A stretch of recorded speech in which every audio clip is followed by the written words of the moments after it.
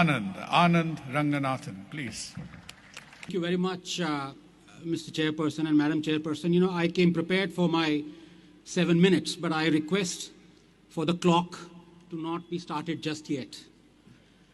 Because I need to rebut the excellent Mr. Mani Shankar Iyer for his plethora of lies, particularly against me, but I don't want it to eat into my time. So it's a humble request.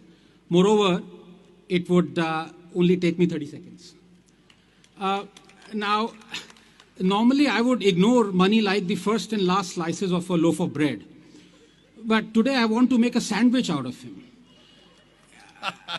Thank you.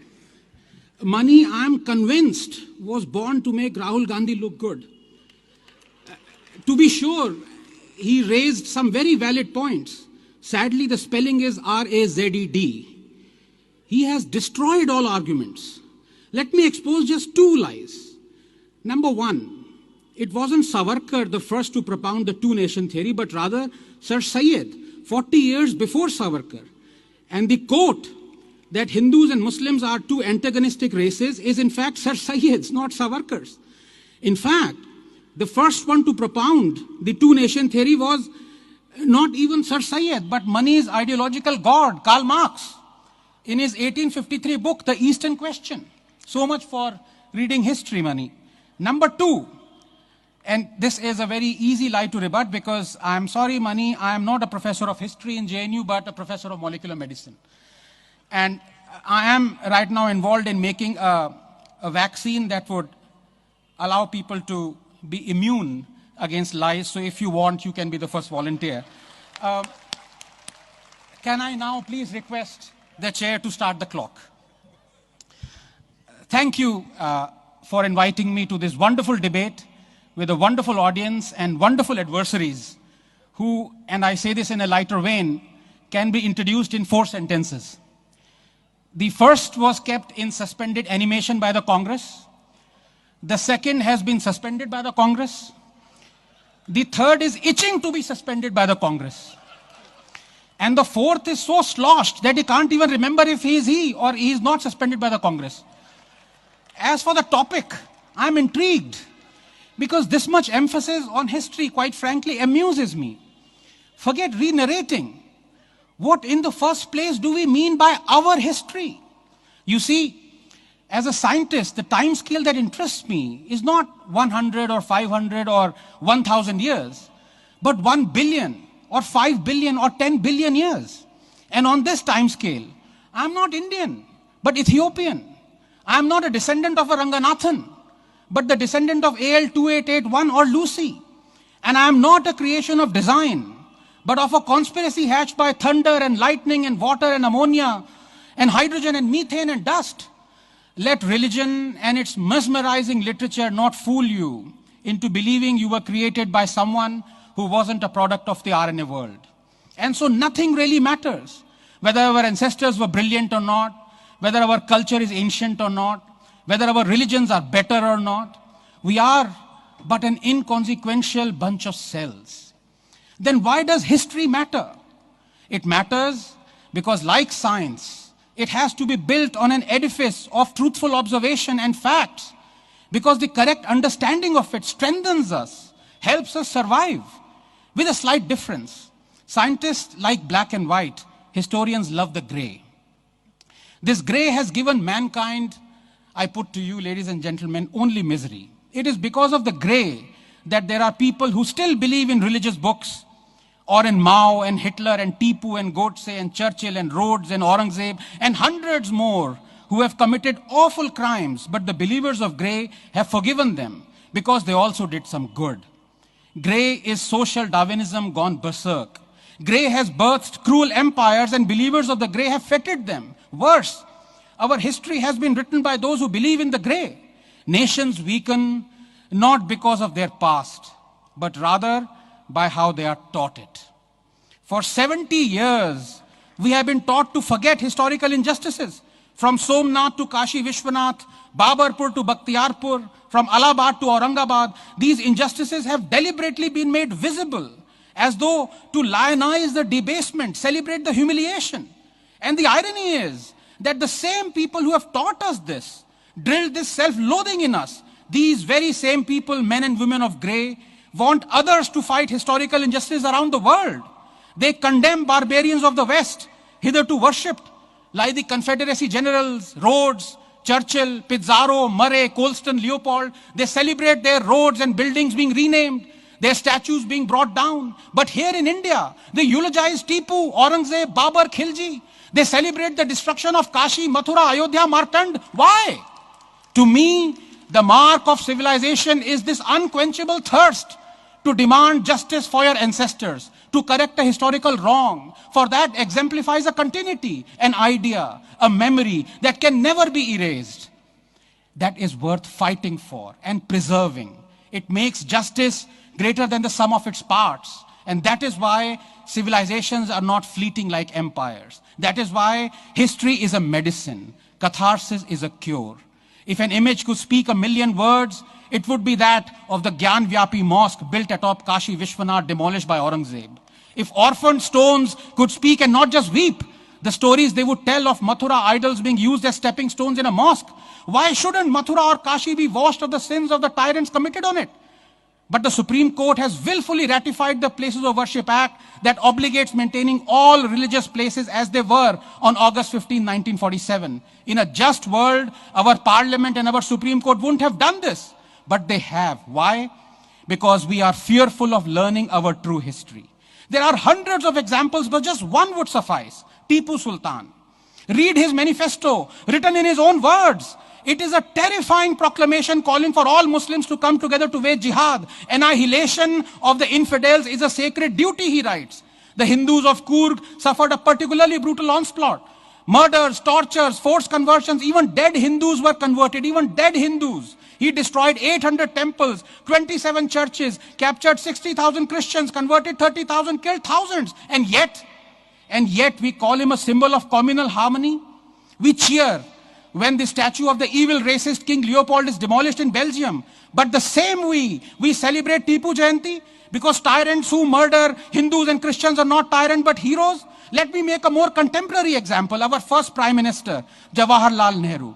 He cultivated this image very carefully of an upholder, a protector of liberty and freedom of speech, an image that is still peddled by his worshippers and historians and namesakes. But the reality is very different. Nehru was a tyrant, a ruthless oppressor of freedom. Did you know that under him the draconian First Amendment was brought in? That Majru was jailed for 1 year? That Stanley Woopert's book 9 Hours to Rama was banned? Did you know Chandra Mohini was banned? Audrey Menem's Ramayana was banned? Campbell's Heart of India was banned? Kostler's Lotus and the Robot were banned? Frischler's Aisha was banned? Bertrand Russell's Annam Victory was banned? Just 30 more seconds. Robson's film 9 Hours to Rama was banned. Robert Taylor's Dark Urge was banned. Mrinal Sen's Neela Akshar Niche was banned. Tony Hagen's Nepal was banned. Film Gokul Shankar was banned. Godse's Testimony was banned. Goswami's film Runumi was banned. Historian Dharampal was jailed. President Rajendra Prasad's speech was banned. Draconian Press Objectionable Act was passed. Magazine Cross Laws was banned. Play Communist Taki was banned. Its actors arrested. People's Theatre Association was banned. Play Harpita Master was banned. Film Ganga Jamna was blocked. Balraj Sani's play Jadoo Ki Kursi was banned. Tagore's play Visarjan was banned. Editor Prahlad Keshav Atre was jailed. Harmonium was banned. But hey, Nehru was liberal and protected freedom of speech and expression. To end then, history for us is either to be hidden or invented. We tell and retell what we like of it, and what we don't, we scrunch it up and slip it under the mattress as if it doesn't exist. For the victors, a quill to write history with. For the vanquished, the burden to peddle it. But we forget.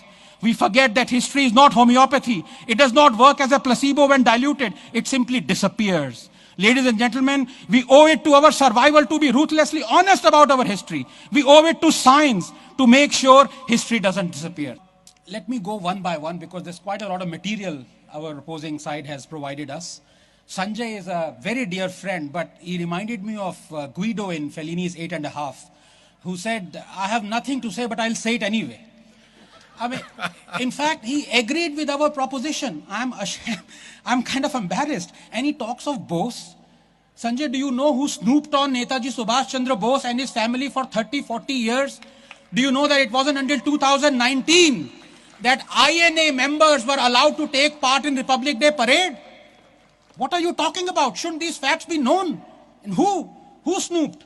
Yes, Jawaharlal Nehru. of the excellent Mani Shankar Iyer. His arguments are like expired poison. You are left wondering whether it is more poisonous or less poisonous. I mean, he accuses me of narrating a litany of complaints about Nehru banning books and films. Well, he is a writer. He has written, albeit contentious, a lot of books. How would he feel if Modi banned all his books? Would he not want people to know that Modi has banned his books? Would film writers not want to know that Nehru banned their books or their films? Or jailed writers, jailed authors, jailed Majru Sultanpuri because he called Nehru as Hitler ka chela? And one of the other speakers, I'll come to him abhi, sabka hisab hai. He said, he talked about, Nehru ke liye complaint kar rahe ho, Nehru ko tyrant keh rahe ho, dekho Modi kya kar. Is that the argument? Two wrongs make a right? By the way, I also have a list where this present government has been stomping on freedom of speech and expression. I do. And I am the first one to shout from the rostrum saying that UAPA charges have been leveled. People have been arrested. But this gentleman did not talk about how in this West Bengal, Mamata Di has also arrested people on charges of sedition, on charges of UAPA. That he will not tell. But I'll come to that later. I'll come to my another good friend Manish. His arguments were excellent, except for the beginning, the middle and the end. He quoted Churchill. Now, I am not one to quote the racist Churchill because it's not politically correct, but let me quote because he did. Incidentally, he was wrong on the number of Bengalis who died of famine. There were 4.3 million. He should know his facts, but then they are from the other side. But, Churchill said, an empty taxi rolled into 10 Downing Street and Chamberlain got out. He reminded me of that. Now let me come very finally, I have very few time left, I'm sure I'll get 30 more seconds, of Mr. Jawahar Sarkar. He managed to pack in so many lies in 7 minutes. It is entirely fitting that he's a member of parliament. I do not have time, in fact I'm running out of time, but I beg for 30 more seconds because I need to expose just 4 of his lies. Number 1, this 15 lakh thing about Modi is absolute fake news. Modi never said that he will transfer 15 lakhs into everyone's account. He never said it. This is fake news. Number 2, I knew he wanted to draw on the audience, and it was a very conceited ploy to mention church attacks. Does he know that that was the first fake narrative of 2014? That it later transpired that all those churches that were attacked were actually arson and looting, and more churches had the same fate under UPA than NDA? He did not say that. Number 3, he talked of Buddhism. Does he know that Ashoka was Buddhist already for 4 years before he went into Kalinga War and killed millions? Does he know that? We don't know this. Nobody knew this except Sanjeev Sanyal's book when I read it. Number 4, he talked about Savarkar not supporting Quit India. Sure. Does he know that Ambedkar said to support Quit India is insane? Gandhi is a prophet of dark age. And finally, you must allow me, I beg you, he talked of Manusmriti. Sure, burn it, Mr. Sarkar. I'll be the first one, although I don't want burning. I don't like burning books, but burn Manusmriti. But I ask you, if you have the guts, you will answer. What do you want to do with the book that says polytheists, i.e. Hindus, are the worst of creatures, 98.6? That men have control over women and then can beat them, 434. That if you don't believe in our verses, you will rot in hell. That women are tilling fields. Go on to them as you like. Thank you, Anand. What do you want to do with that book?